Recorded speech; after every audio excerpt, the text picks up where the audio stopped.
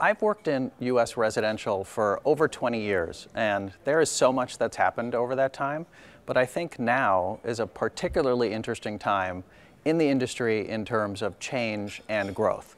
So U.S. residential is actually the largest of the real estate asset classes in the U.S., and yet in residential, it's traditionally been difficult to invest because it's been difficult to achieve scale.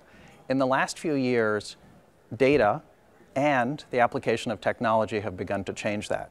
There's perhaps no sector that's seen a greater impact from technology than single-family rentals. So at Pretium, we focus on single-family rentals, and at this conference, we've been talking to investors about the opportunity in single-family rental. There has been tremendous growth in the sector, so the largest players in single-family rental are now as large as the largest players in multifamily. The margins, if you look at NOI, have converged between the two, and yet, despite that, single-family rental is still a pretty young sector.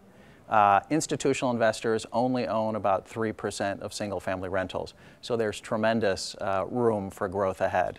So there's a lot of economic turmoil now that's affecting all real estate asset classes, but if you look out over the next few years, the supply-demand imbalance in residential is going to continue to underpin the trajectory of the industry. So we look forward to coming to the conference and continuing to update investors on what's happening in single-family rentals.